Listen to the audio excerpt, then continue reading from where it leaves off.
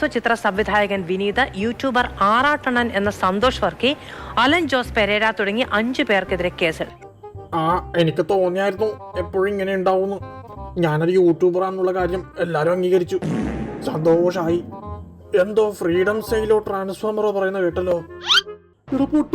അത് ഫ്രീഡം സെയിലല്ല, പീഡന കേസോ. അയ്യോ, നമ്മളെ രണ്ടാളെയും പോലീസ് സ്റ്റേഷനിൽ പോകേണ്ടി വരും. അയ്യോ, നമ്മളെ 2 പേരെയും പോലീസ് കൊണ്ടുപോകുമല്ലോ. എടാ, ഇല്ലാത്ത സാധനം വെച്ച് ഞാൻ എങ്ങനെയാടാ പീഡിപ്പിക്കേണ്ടത്? ഈ ഒരു കേസ് കൊണ്ട് ഇപ്പൊ വീണ്ടും നിങ്ങൾ ഫേമസ് ആയില്ലേ? ഈ കേസ് മുഴുവനായി ഏറ്റെടുക്ക്. അതാകുമ്പോ നിങ്ങൾ പിന്നെ വൻ ഫേമസ് ആകും.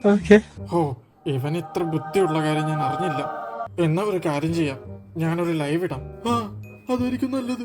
ഇങ്ങനത്തെ ഒരു പൊട്ട കുറ്റം സമ്മതിച്ചുകൊണ്ട് ആറാട്ടണ്ണൻ 5 വർഷം തടവ് എന്ന് കേട്ടപ്പോൾ ഈ കുറ്റത്തിൽ ഞാനും ഒരു പങ്കാളിയാണ് എന്ന് പറഞ്ഞുകൊണ്ട് അലൻ ജോസ് പെരേര ആയുർവേദ തിരുമൽ കേന്ദ്രത്തിലേക്ക് പോകുന്നു എന്നാണ് 2 പേരുടെയും വിചാരം.